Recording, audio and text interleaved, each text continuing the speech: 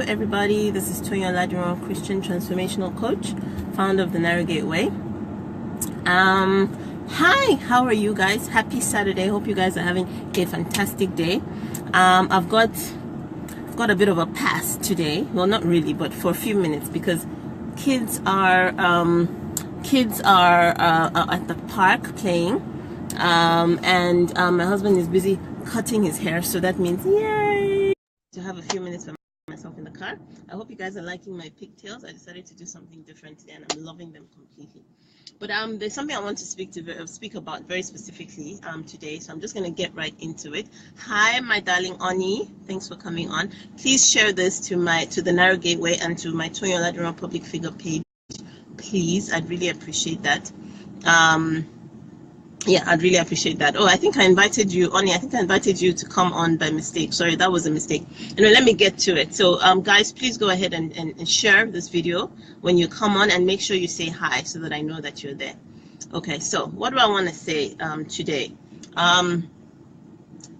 Earlier today, I put up a post which spoke. It was this video about breaking bad habits. A very darling friend of mine, one of my closest friends, sort of tagged me in the video on Instagram earlier in the week, and it's such a you've got to go and see that video, and then read the clip that the sort of the post that I put with it on all my platforms. How to break a bad habit. It's a video with how to break a bad habit. So make sure you do that.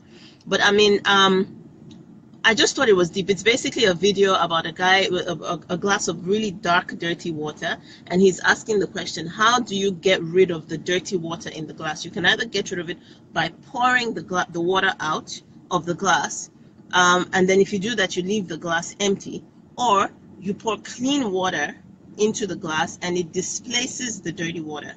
Do you understand? And before you know it, after a very short while, the water inside the glass becomes... Hi, Oriofe, good to see you. Thanks for coming on. The water in the glass actually becomes clean, right? And I thought that was deep. And with the post that I put in with it was just in relation to when we're struggling with sin, or when we're struggling with bad habits, or when we're struggling with brokenness inside. You know, some of us are dealing with things like anger and bitterness, things that don't feel like clear-cut sin. You know, a lot of time we think sin is like, I lied, I steal, I commit adultery, I'm lustful or whatever. Whereas a lot of the time, sin or sinfulness is actually just the brokenness that we are in, is anything that is sort of makes us depart from the wholeness that God actually wants us to have. So yours might be bitterness or anger and stuff like that, and you might be saying, how do I get rid of that? You understand? I want to be, I want to live a life of shining God's light and manifesting His glory. But I've got a lot of anger in my heart. I've got a lot of bitterness. I've got a lot of heartache, depression. Maybe it might be timidity. Maybe it might be fearfulness. Whatever it might be. Maybe it might be just insecurity, or it might be malice, or maybe unforgiveness. You understand? Just things in your life that are you know what I mean? That are just beneath the picture that God has for you, beneath the wholeness that God has for you. And you might say, how do I get rid of that stuff? And if you think about it with that image in mind of that glass that was full of dirty water, do you understand? A lot of time we say, okay, fine, I'm going to stop being bitter. I'm just going to forgive. I'm going to forgive. I won't be lustful anymore. I'm not going to be lustful. And I'm not. And you try and throw all the dirty water out of the glass. Whereas what you really need to be doing is filling your life with the things that God has made available, so that those things, that dirt in your life actually gets displaced. It actually gets displaced out of your life, if you know what I mean. So that it's no longer your defining feature, because you've started to fill your life with the good. You started to fill your life with the things that set your heart on God, with the things that fill you with God's peace and God's wholeness and God's love, the things that fill you up with what you need in order to overcome the things that are going on in your heart and in your life that are actually really painful and really sore. Now, so that was the video that I put up earlier. Please go and make sure you watch that video and read the post that I put with it. But what I really wanted to speak about today was, I went to Bible study on Thursday, and we were talking about, spending time with God and just being practical and real. Like, sometimes it's just tough, man. Sometimes you're just like, I just don't feel like it. Like, I just don't feel like it. I mean, you hear of people saying they wake up at 5 in the morning to pray, or they wake up at 4 in the morning, and you're just like, yeah, I'm sorry, but I'm sorry, I can't do that. I mean, I've got to do school runs, or yeah, my kids kept me up at night, or You know, and please, that has been me for the longest time in my life. That has been my reality for a very long time. In fact, the vast majority of my Christian life, to be honest with you, I didn't really understand how people do it. You know, I have this real desire, genuinely, like I want to spend time with God, I do. But man, this whole thing of, you know, making time, it's just not practical. Life is busy. I mean, I live in Lagos. You're like, oh, life is busy. The roads are busy. You need to just go, go, go, go, go. And it just feels so difficult. So we were talking about that in Bible study on Thursday. You know, and people were asking questions like, okay, how much time should we allocate to spending time with God? Is 1 hour okay? Or can you do 10-minute intervals? And, you know, like maybe just find time in your day and stuff like that. And I wanted to come up here and share something that has worked for me, and it's an ongoing journey for me. I will not lie. I mean, I'm not going to try and act as if I've got it. I've just like 100% got it going on all the time when it comes to spending time with God. I don't, but I definitely have come a long way from where I was before. And something that has been a critical sort of switch for me is desire. Desire. What you desire to do, what you see as food, what you see as, I can't live without this, you will make time. If you think about the things in your life that matter to you, do you understand? Those are things that you do and you make time for because you actually desire them. You consider those things to be a genuine priority. Not because somebody told you it's a priority. You have to spend time with God. You're a child of God. You call yourself a Christian. You want to do ministry. You've got to spend, no. That's never going to work. I mean, that will work for a very short time and then it will stop working. But then there's something about when you desire to spend time with God because it's just so important to you. You've come to realize that it is the fruit of your life. It's the food of your life. It's the food of your soul. Do you understand? And how do you get that desire? Because you might be listening to me and saying, but Toyin, I don't have that desire. And I've been there before where I felt I don't have that desire to spend time with God. Do you understand? I know it's right and I have nothing against it, but it's not my passion of my life, as in it's not the thing that I would rather do with my time on a Saturday or whatever.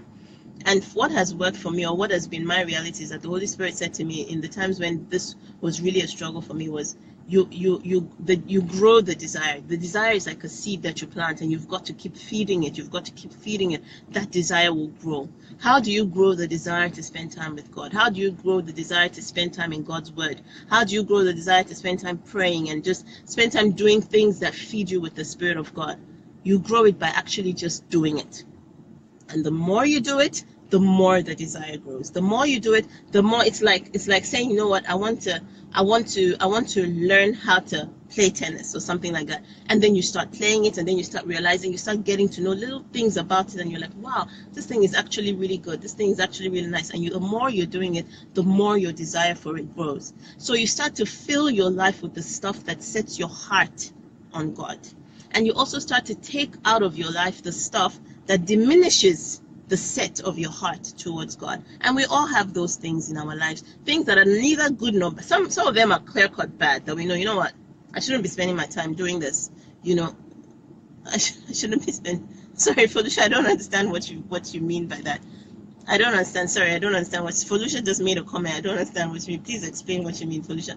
You know, yeah, you know, we all have those things in life that we know, clear cut bad. This thing, it makes me sin. This thing, yeah, no, this one, after I do this one, I can't bring myself to face God. I can't bring myself to spend time with God. We've got those things. And then we all have those things that are neutral, neither here nor there. They're not bad, they're not good.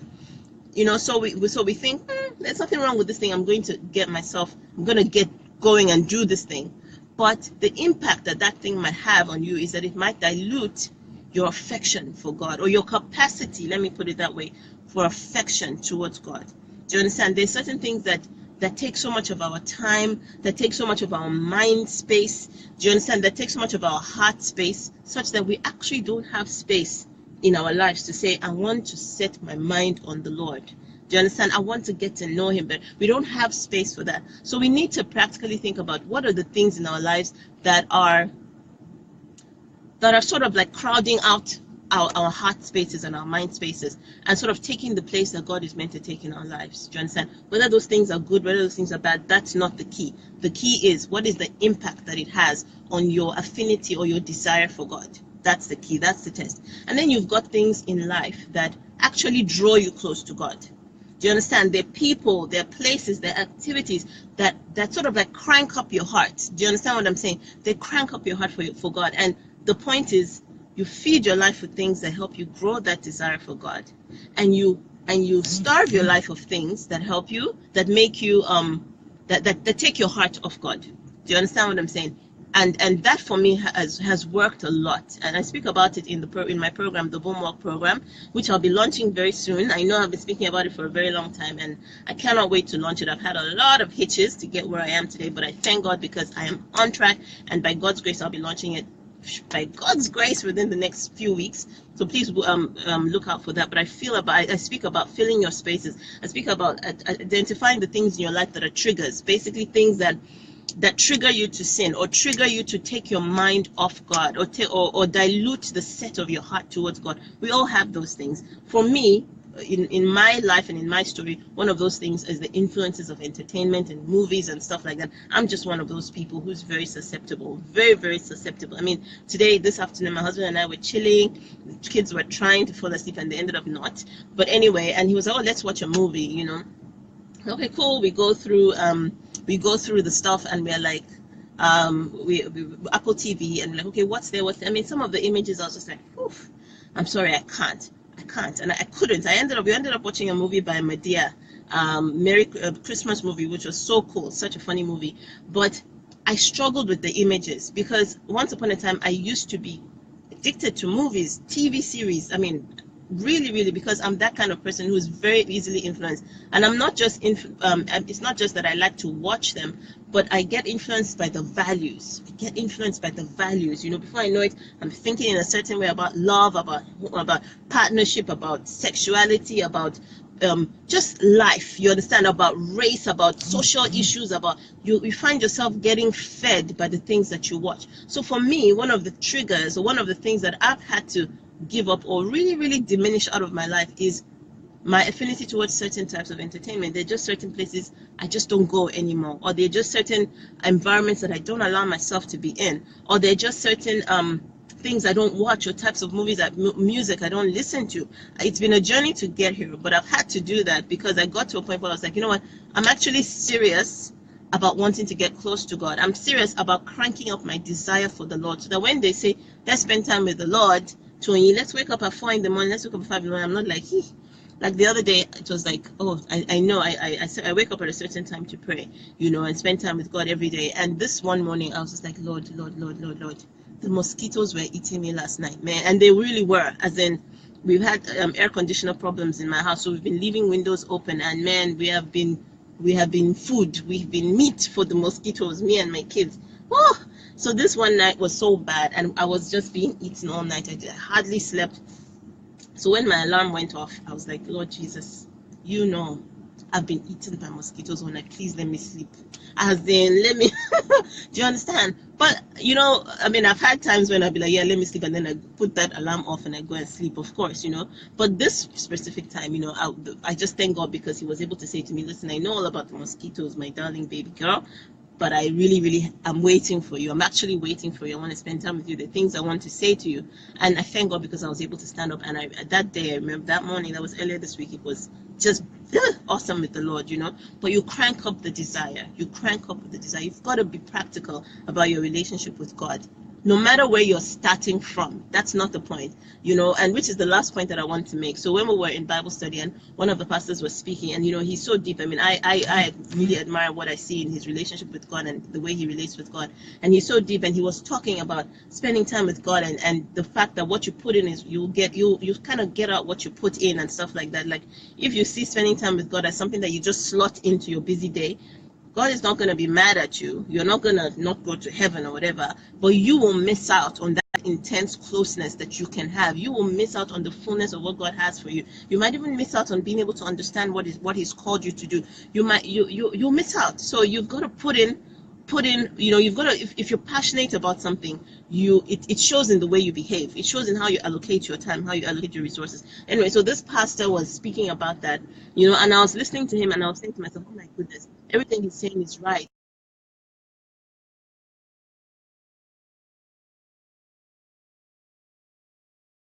How I was remembering how once upon a time I would hear somebody like that speak, and I would be sorry, my phone is ringing. I think my husband is done cutting his hair, so I'm gonna go out and let him know that I'm I'm on the phone. Anyway, and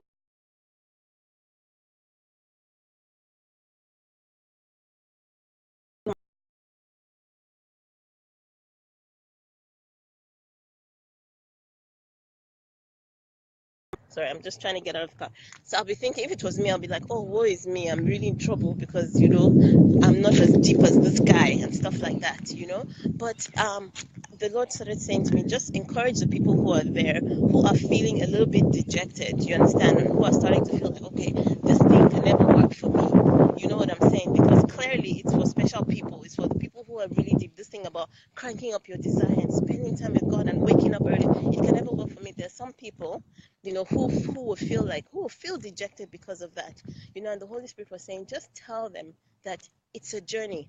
Don't beat yourself up over the head because today you don't feel like having a desire for God. You don't have that desire and you don't feel like spending, all of that time. My family's here. Okay, I'm gonna make this quick. You understand what I'm saying? Don't beat yourself over the head about it because it's a journey. You're on a journey, and the Lord knows you're on a journey. He's not a hard taskmaster. He's not hating you. He's not saying, listen, you need to be like Pastor so and so. Can't you see how Pastor so and so is spending time with me? The point is just stick to the journey. Make choices at every stage of the journey and say, you know what, I desire to get to the point where I really, really desire to have no problem. If I feel like I need to wake up at 3 in the morning, I have no problem with it because that's my food. That's the food of my spirit. So it's okay. I'll do it. Do you understand? Because I love it. Not out of duty, out of love, out of desire, out of passion. Do you understand? But you get there. You get there by going on a journey with God. You've got to be willing to go on that journey. You've got to do it purposefully. Do you understand? You've got to do it intentionally. It's not going to fall on your lap. You know what I mean? You've got to do it intentionally. You've got to do it passionately. You've got to do it habitually. It's got to be habit. It's got to be part of your life. You've got to be practical about it. So practically, I'll give you these 2 tips. And I speak about this in the Boomwalk program. And when the Boomwalk program is ready, I'm going to let you guys know about it. I speak about this where you actually list your triggers. You list the things in your life that basically take up your heart space. Do you understand? The things that potentially draw you away from God. You list those things. And then you list the things in your life that will fill your heart with God and will draw you closer to God. You list those things and then you pray about it and you ask God for practical ways on a daily basis for you to fill your life with these things that will draw you to God and for you to start to take out of your life the things that are drawing you away from God practically. And you don't do it as routine. You don't do it as